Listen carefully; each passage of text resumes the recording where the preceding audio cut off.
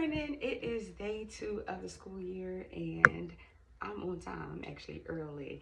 Today I put on this black and yellow ASOS skirt and matched it with the shirt. So the skirt, I don't know if you can tell, but it's like the same texture, so I think it's pretty cool.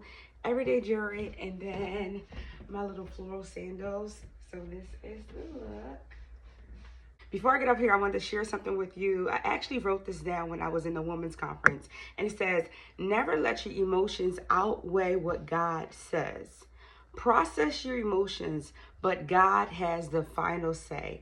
Trust his word, trust his promises, trust his faithfulness. God will redeem the time. And in the women's conference, this stood out to me because I was in my feelings a little bit. I was in my feelings about my ex. I was in my feelings about my job. I was in my feelings about my weight loss process. I just was in my feelings. But then this reminds me that God always has the final say. And if he gave me a promise, he will keep his promise. I have to just remember it's not going to be on my time, but it's going to be on God's time. So it's okay if you get a little emotional. It's okay to process your emotions.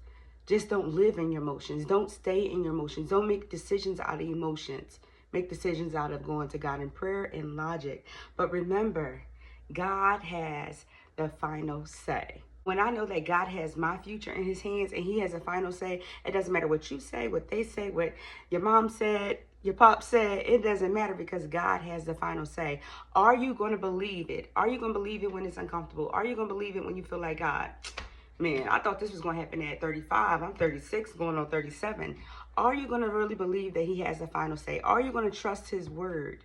Do you even know his word? Are you spending time in his word to know what he's saying, what he has promised you? Before you were even born, he made all these promises, and he is a promise keeper. So believe in him, believe in his faithfulness, and believe in his promises. And continue to blossom.